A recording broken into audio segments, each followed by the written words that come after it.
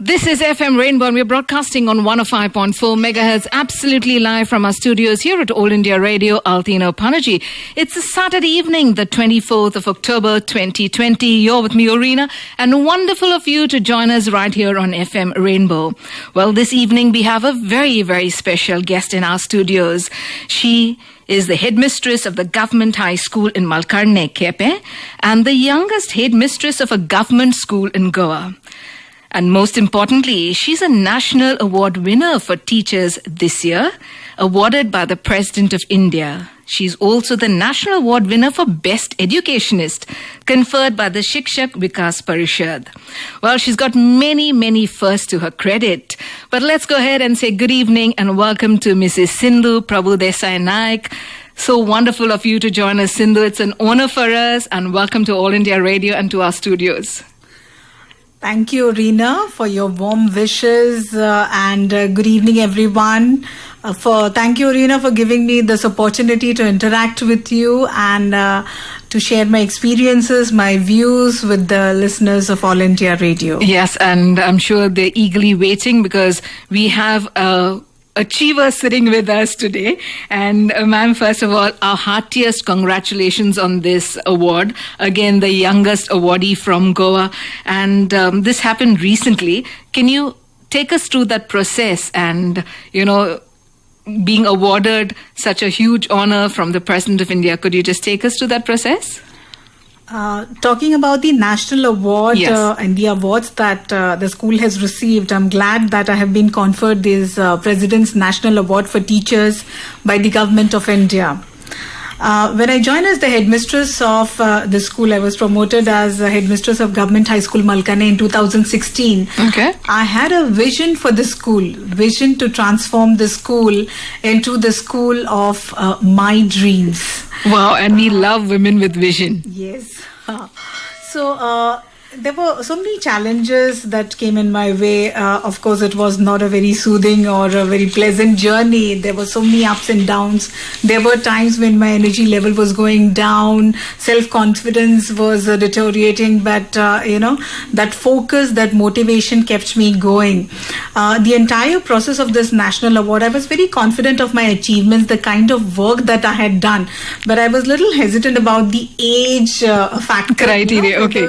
Age criteria, whether I'll get district level nomination or state level nomination. I was very Hesitant about the whole process. hesitant, and I was not very sure. But then I said, let me make a move, and then I got some time because of this lockdown, and we were at home, though we were working from home and things like that. The workload from the school was little Less the admin work that your daily grind that you do. So the Okay. documentation and other things I could Went off. devote my time to, and there were 5 steps: the district level nomination, state level nomination, and at national level there were 3 steps: the presentation, the questionnaire session, and there was this panel discussion. I see. So Okay. we went through this 5 steps, and there were 2 other people who were nominated along with me from Okay. the state, and I did very well in the last 3 stages, of course. And yes, it was Excellent. So yes. it doesn't really just fall on your lap. You have to go through a process. Yes, Yeah. of course. And it is a difficult process.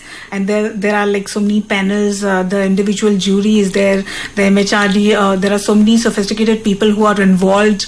So the entire process is a very... But then the fruit of that labor of yours was so sweet, yeah? Yes. You received this award in September, you said. Yes, 5th of September, Teachers' Day, it was conferred Okay. through the virtual mode. Yes. And Sindhu ma'am, your school has also received 2 national awards during your tenure. Tell us about that. Yes, Orina, we have received 2 national awards. Our school has received 2 national awards for 2 consecutive years. Okay. Swachh Vidyalaya Puraskar, and the award was conferred to us by Ministry of Human Resource Development, Government of India. Okay. Now it is called the Ministry of Education. So the name of the awards was Swachh Vidyalaya Puraskar, and there were so many parameters, more than hundreds of parameters were involved in that. Okay. And that procedure also went on with district level nomination, state level nomination, the national national level nomination. So as soon as I joined the school, this Swachh Vidyalaya Puraskar came up, and I saw it as an opportunity. And there were like so many panels, like surprise inspections were there. Many panels visited our school. Even UNICEF, the last step of evaluation was done by UNICEF. Okay. So it was that tedious and that tough. Yeah. So when I got the news, I remember that we have been nominated for the national award by the state. We were just given, the last step was we were just given 3 days to prepare a documentary, a mini film, like a documentary we had to prepare of the entire school regarding the innovative practices that we take up in the school, etc. So, and we'll talk about that during the course of this conversation. Yes. So within 3 days, completing the documentary was a very challenging task for us, but we did it. But you came out on top. Yes. And I remember, being awake till 2:45 in the morning, writing the script, then recording the next day and things like that. And the fruits that we got were amazing, and we were all thrilled. Then the next year also, following the principles of Sir APJ Abdul Kalam, that don't... Which year was this now? The first award was in 2016-17. Yeah. Don't take the Sir APJ Abdul Kalam says, I'm a big fan of him. Okay. Don't take rest after your first victory, because if you fail in the second, more lips are waiting to say that your first victory was a fluke. By luck. Yes, of course, we never did anything for the award or anything. Yeah. It was a routine procedure, the best practices, the innovative things that we do. It has been going on throughout, and we won the national award for the next year, the consecutive So year. I hope your team today is listening in, and hats off to all of them, and congratulate your students and your whole team that has been behind this. Yes, they are all listening, and I'm very happy that I have a very good people around me, a very dedicated team, right from the multitasking staff of my school till the daily wages lecturer, this sweeper, till the lecture basis teachers who are temporary staff members. Everybody contributes to the development of the school and the children. Yes. In your job, of course, there's a lot of love and dedication which goes on into it. And your CV is full of firsts, okay? Academically, a topper, and in chemistry, a gold medalist at the Goa University at the postgraduate level. Well, the only chemical equation I remember is H2O. Okay. Tell me, how did your liking for chemistry come about? And, what is your journey in that education field, and especially chemistry? From the beginning, from my school days, I was good in academics. My scorecard was very impressive from the time I was in school. Okay. The love for chemistry came, the credit goes to all my lovely teachers, the resourceful teachers that I had at higher secondary level, the college level. I had amazing teachers in chemistry. Not that the other teachers were not good, but then... your love and liking for that subject grew from there. It's always that, when the teacher is very good, very resourceful and very close to you, you start liking the subject. Still, it is the same. So I had amazing teachers at high secondary and college level. So that's how you decided to take that as a subject. Yes. And what more can you tell us about the same journey of yours? Through the teaching field, and how did you take that up? As I told you, teaching was not in my priority list, to be very honest. I never wanted to become a teacher. I mean, as I told you, my scores were very impressive and I was academically doing very well. I wanted to become something else, but then during my B.Ed, when I realized you had the neck for it. Yes, people had different reasons why they had taken up this profession or why they were doing this course. So, I always believe that if you want to change the system, you have to be a part of the system. Yes. So that was a kind of changing step for me during B.Ed. I decided, yes, I am going to do something in education, exactly not in teaching. Then I've taught in Dempe College, I've taught in St. Xavier's College. Yeah, various colleges, as you said. I've taught in Government College, Kepe. In fact, I was a student of Government College, Kepe. Then after that, I have worked with Pearson Education Limited, an educational software company from Bangalore, where I was exposed to technology, where I was exposed to all these softwares, whatever OERs and other things, the digital learning that we are a part of now in 2020. I was well versed with that in 2008, 7. So 10 years back, whatever we did is all coming in handy now. Yes, of course.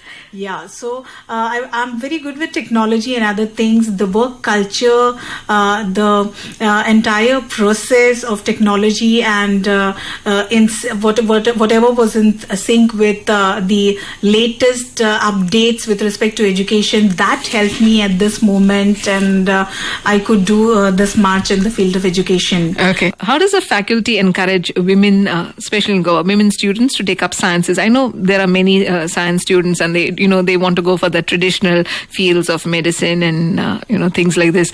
But what about other career options if you take up sciences and chemistry as a subject?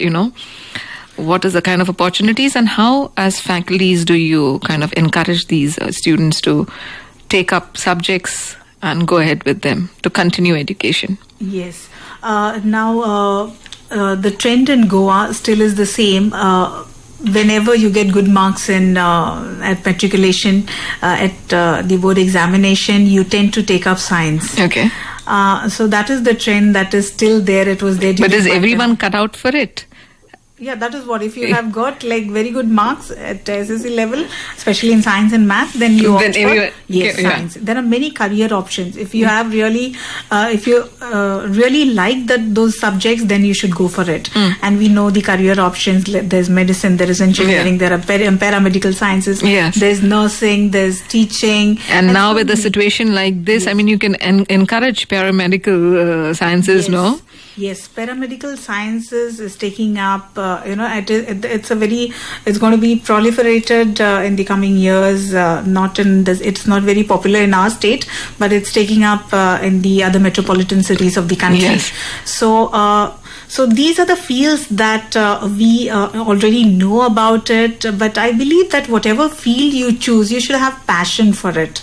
Yes. Passion along with dedication is very, very important. So whichever field you choose, you should have interest in it, liking in it, and you should give your 100% for you to excel in that particular field. Now that you are teaching in Kepe, and we're so used to only talking about city-based schools and education. How is the situation there in a village setup? It's for us to think about, that for us becomes huge, one end of the world. So what is your feedback about, students there? And I'm sure when we read in the papers, they're doing wonderfully well, yes. Government schools. So it is just because that you are encouraging them, and, this method of teaching is changing. Yes, Orina, government schools are doing really very well. They are doing wonderful job. The teachers, this thing. Only that we have a perception that it's only the aided school or it's only the private school, the city schools. Which I pay for my student, and maybe when my child goes to this particular school, he's going to get. He's going to do well. He's going to do well. But when it comes to atmosphere and the exposure, I believe government schools are lacking behind. And we need to work on it. We need to work in that particular area when it comes to exposure, when it comes to advancements, whether it is in terms of technology or monetary constraints that we have. So if we work out in these areas, we will definitely be doing wonders in government schools also. We are doing it, but still we can. You can do much better, and be on par with the others. Let's ask you, ma'am. You are nominated by the Government of India as executive member of the core committee of the new National Education Policy 2020. We've been reading about it and some of the salient features, but for our listeners, can you elaborate and tell us what is the salient features of the new education policy, and what do you think will be the game changer, especially for Goa? National education policy that the Government of India has proposed. In fact, this is the third national education policy, and it is a historic step step taken by the government of India, and the step has been taken after almost 34 years. So we can expect a huge change now. What is important here is the implementation part on which we are working on, and the salient features. Almost everything on paper, it is so beautifully drafted by under the leadership of the ex-ISRO chairman, the scientist. Teaching in vernaculars, that is teaching in mother tongue, has been given the priority. Till class 5, the child will be able to learn in regional language or in the mother tongue. Again, vocational education is emphasized in National Education Policy, the new education policy. Vocational education, the courses like coding, pottery will be introduced right from class 6, which again is a new thing, and students will look forward to skills. You're talking of skills based. So the National Education Policy mostly talks about skill-based India and digital-based India. So this is going to be from 6th standard onwards? 6th standard onwards. So it's going to be like a subject? Optional courses. Okay. Optional courses we could take. Then again, now we have this rigid framework. We have this. We are going to break many barriers when it comes to National Education Policy. Now, a science student can opt for any of the art subjects. Like chemistry person can take one subject, chemistry, and one from the humanities. Is that how it's going to be? Humanities. So dance and chemistry can go along together. Drama, dance, music. Okay. Can be opted together. So this is what we are aiming at. Another very important thing about the National Education Policy is that there are several exit and entry points which are introduced here. What is that like? Entry and exit points, as in now this is for higher education. Okay. Usually when we see, like, due to financial constraints or maybe the students not able to carry on with the course. So, so in that 4 years of degree, if the child feels like after 1 year of education, I want to discontinue, maybe I want to earn and learn and then come later. back again. Yes. Okay, the child will be allowed to do that, and there will be several stages. So there is some accreditation system. The point system is introduced, and whatever point he had scored in the first year will be taken forward for carried on further. For the in the other years also. Okay, and in the subsequent years that he continues with the education. So you're talking of change of subjects, science and humanities is for higher education that you were talking about. Yes. Okay. So, and even at secondary level, we'll be able to do that. The students will be able to do that. And then we have discouraged, the National Education Policy completely discourages rote learning. What a relief. Yes. The students listening to it will be sighing. Yes. So it will be more of application and more of analysis and synthesis kind of learning. Okay. And there'll be more emphasis given on Indian culture. We know that people in India are emotionally connected, and India is a spiritual land where religion and philosophy have attained their culminating point. So Indian culture, regional, the values, the festivals, or all that will be incorporated. It will be incorporated in the new curriculum that we are going to have it. So everything is very beautiful at the moment, but when it comes to implementation, we have to be very, very cautious. So it all depends on the implementation. Yes, exactly. It shouldn't just remain on paper. It should actually go down to the schools. And also, what do you think would be the game changer in this new policy, especially talking about Goa? As you said, we are only so used to rote learning, right? So there's going to be a lot of skill learning and digital medium. So that is going to... So is that going to be some of the game changers? One of the game changers? Yes. When we impart skills right from the foundational level of this new education policy, what we'll be doing is we'll be creating more employment opportunities. We talk about unemployment. Everybody wants white collar office jobs. There's no, people don't come out of that cocooned existence, and their comfort zone. They don't want to get out of it. Okay. Yes. And we, like Sushegat Goans, we are all for like the Sushegad jobs. Skill-based education that will be imparted, it is going to play a vital role for us to hunt for new job opportunities, or maybe, one can think and of, for a faculty, right from from the youngsters, you'll be able to gauge their skills and where they are going, right? So you don't have to, as you said, no rote learning and just mug and cram that we have been doing over the years. Very true. Yes. Okay. If somebody wants to become a design engineer, now engineering is something like a science subject, and we all say that science students are or science teachers are normally dull when it comes to creativity and things like that. So this is going to remove that misconception. Yes. So design engineer will be able to take both the science subjects as well as maybe a subject from drawing or painting or something like that. So which will aid him or his or her the further choices in his It career. sounds very exciting, and it's like, I wish we were in school at this point of time, so we could have also gone through that same system. And also on that note, with all these changes coming in, there's going to be a huge mindset change, right from faculty and staff. I mean, teachers, the way they've been teaching is also going to change? Yes, of course. Yes, as I already mentioned, we are going to deviate from this rote learning, knowledge-based education. More emphasis will be given on analysis and synthesis part, the application part, and so everybody is going to learn. Everybody is going to learn, right from the director, right from the teachers, right from the heads of institute, right from the ministers, and everybody is going to be in the learning process. Yes. Okay. Well, Sindhu ma'am, we are still in pandemic times. Okay, and along with our medical fraternity, the police, the municipal workers, I would classify teachers and teaching fraternity as educational warriors. And did we ever think that, we would be sitting home one day and doing online classes? It's just not the students, it's the parents too.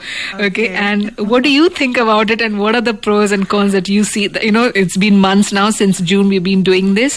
What is your take on all this? Reena, I love that term, educational warriors. Yes, we are. The teachers have literally become like educational You all have done what no one thought could be possible. And Goa has done wonderful job. Let me tell you, the education department has done wonderful job right from primary till higher secondary level. All our teachers were trained in this online teaching. Okay, there was this virtual online teaching program for 5 days. I was the master trainer of the state, and I've trained like over 100 teachers across the state.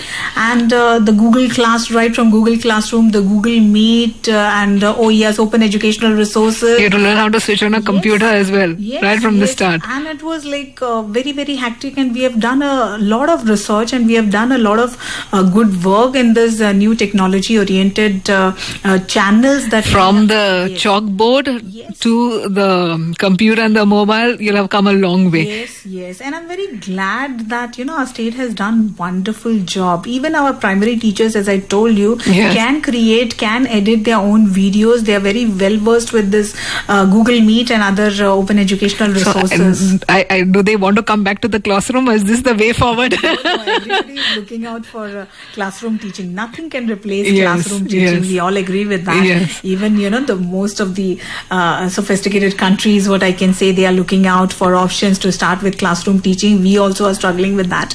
But then this is an alternative that we have found. It is the need of the hour to switch on to virtual platforms, and we are doing wonderful job. Now there are so many pros and cons, and the way people are doing, I'm not saying all, but some people, the way they were teaching in the classroom, the same they are doing it through virtual mode. I believe that right now what is important to us is to connect with our student positively. That teacher pupil relationship, the organic relationship that the teacher has built with the students, we need to sustain that at this particular moment. We need to caress that relationship. So that is the need of the hour, rather than just bombarding them with digital lessons, digital modules just to finish the syllabus. Yes, we are we are famous for that. Yes, we are not going to do that, because there's so much of stress, there's so much of parents are tearing their hair out. Yes, I'm also a parent of a 5-year-old, and you can imagine, I express myself when it comes to my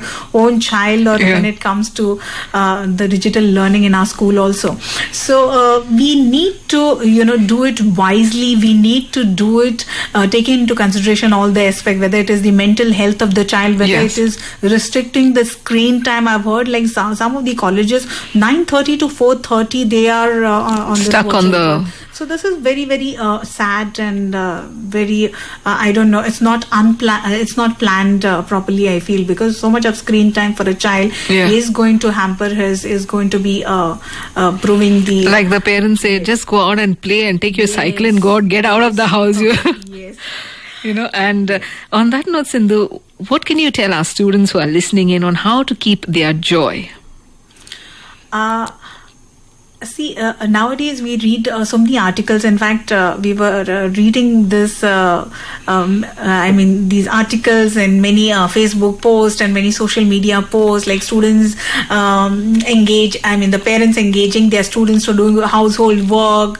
They are there for gardening. They are involved in maintaining kitchen garden and things like that. So it was so nice to see, students deviating from the classroom, the curricular activities, and doing this extracurricular activities. What I just mentioned is what is important is to celebrate each day as it comes, because pandemic has taken a lot of it's taken a toll, taken a toll. Yes. So now is the time when we need to celebrate each day as it comes joyfully by engaging our students positively. And I believe like the concepts like homeschooling, even we have started in our school the concepts of homeschooling. Now when it comes to homeschooling, we always think about educated parents, or the parents who are working, or who can understand the concept. It's not like that. Now we have so many concepts in this geography and especially science subjects, the biology, so many subjects which are related to agriculture, so many subjects which are related to our day-to-day lives, like photosynthesis, etc. Now these we have prepared modules to incorporate homeschooling. Now everybody is aware about agricultural practices, agricultural implements, because Malkane is a farming area. Yes. So they have seen all those implements, they have seen all those practices, but only thing we have incorporated those modules, we have prepared those modules in vernaculars, in Konkani language, so that the parents understand. Okay. Everybody has seen the sickle. You just show them the photograph and just mention that this is the sickle. Even parents will be able to tell that. Yes. So it is not that, the concept of homeschooling will play an important role, will play a crucial role in the years to come. That's what I feel. So as of now, the students can celebrate each day. Yes. And teachers can engage them with them positively. Over the course of your teaching career and being the headmistress in your school, what were the innovative projects that you started for your students? We are the pioneers in many innovative projects in the state, like Digital Library. Ours is the first and the only government school to start an e-library in the state 2 years back. The Honorable ex-MP of South Goa, Shri Naren Savaikar, had donated 10 computers to us when we won the national award for the first time, and we had like 6 computers. So with the help of 16 computers, we could start with the Digital Library. So it is was very exciting for the students. Did it go down well with them? Yes, it proved to be a boon in this lockdown period. Okay. The open educational resources, the digital books, the platforms like this Pratham Books, e-Pathshala were introduced to our students 2 years back. Okay. So that helped them during this lockdown and pandemic period. Okay. The second bold step that we took is promoting of menstrual health management. Malkane, being a remote village, had lots of social taboos associated with menstruation. Okay. I'm glad that we could eradicate many of them with our utmost efforts in a very dignified manner. In fact, we were given 100% marks by UNICEF for this particular project. Is that happening in all government schools? Or you all took it up? Yes, we took it up. Okay. It was very disheartening to know, like, one of the girls' child was not able to see her mother's own dead body because she was menstruating and she was in the school, and Okay. her mother had died while she was in school.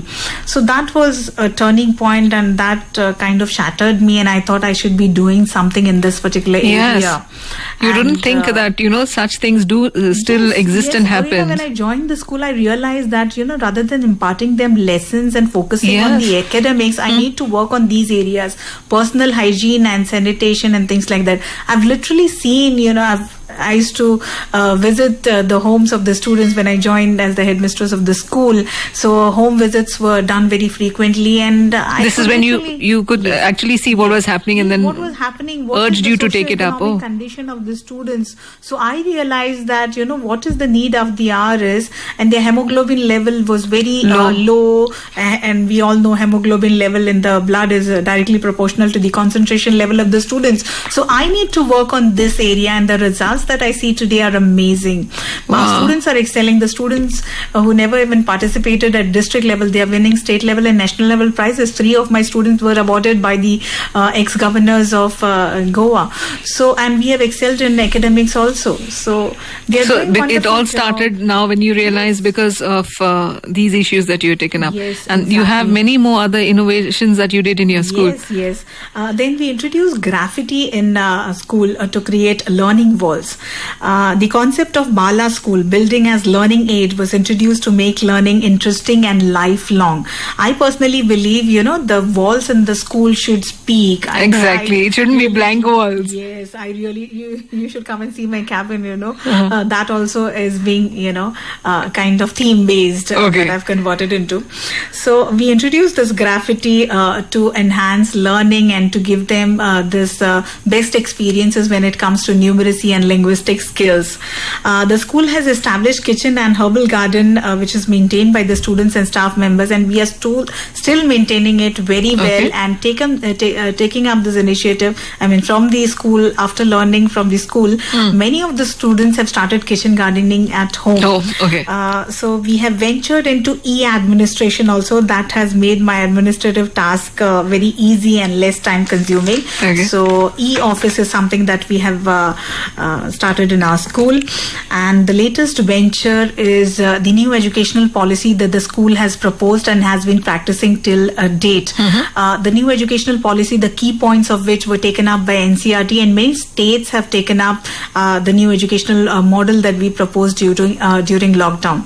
We have emphasized on schooling, homeschooling. We have emphasized on involvement of stakeholders, involvement of community elements in imparting education during this pandemic. So this is a wonderful thing. Right from a village panchayat, the ex-students, the village library, the punch members. Everybody is involved in it. Everybody is involved, and they are doing great job. As I told you, motivation is going to be the key. Motivation, determination, and you doing something else. I'm sure everybody knows you in Kepen now. Yes. Everybody knows that I'm in Malkane, and I'm very happy about it. I'm very glad about it. And since away from teaching and curriculum and all, how do you relax? How do teachers relax? Away from your school, do you like music? Do you like films? Yes. I'm fond of music. Yes, I watch music, but then these days it's very less. Films. I'm a very. I love to browse. I'm a technology-oriented person, as I told you. So I like discovering this the social platforms and other things. So this is what I do. Yes. And. You've done wonders for your school, and just before we leave, what is your message to the teaching fraternity, to the parents, to the students, just our listeners? Being a teacher, what can you tell them? Something. I'm sure they've heard it all, but from your own perspective, being the head of an institute right in a remote corner of Goa, and what we consider as remote, of course, what would be your message to all of them listening in? I believe, as I told you, motivation is the key. So keep motivating yourself. I know there'll be times when your confidence level will be going down. Even I have experienced that. You will be feeling, okay, it's a monotonous job. That is the reason I never wanted to enter into teaching. But then you can do wonders. You can do many innovative things in this particular area also, because we say teachers are next to, mothers. God couldn't be everywhere. So he created teachers and moms. Yeah, correct. Yeah. So that is the thing, and we have a very vital role, a crucial role to play in this particular area. I remember the quote of a famous educationist. In fact, he was the first education minister of India, Maulana Abdul Kalam Azad. He says education imparted by heart is going to revolutionize the society. And I truly believe in that. Unless and until we have ownership, I've involved all the stakeholders associated with the school. Even somebody wants to speak about the school, somebody wants to do something innovative in the school. You encourage it. With these awards and other things, I've 33 schools have visited my school. Just to see what you've been doing. What I've been doing. And there are many visitors I'm expecting, only because I'm involved in so many things these days, and felicitations and other things. I've not been able to entertain them. I've given them dates. I'm very happy. People are. The word has gone around. The word has gone around. Yes. People are engaging their time, and my students are being helped by them in various possible ways. So this is the kind of what I can say, the positive vibes that has gone around, and they are going to revolutionize the other schools. Yes, too. And your team must be wonderful, and I'm sure all of you are the backbone of that school. And so wonderful that you were here with us today, Sindhu. We meet no ordinary people in our lives. If you give them a chance, everybody has something amazing to offer, and you have seen it revolutionize your school. I'm sure, and I hope everyone listening in and the teaching fraternity can also go back and do things for their students. I know times are difficult, but we will come out through it. Thank you for being with us this evening, Sindhu. It's been an absolute pleasure, and wishing you and your team all success. Stay safe, stay well, and you have certainly added color to our lives at FM Rainbow.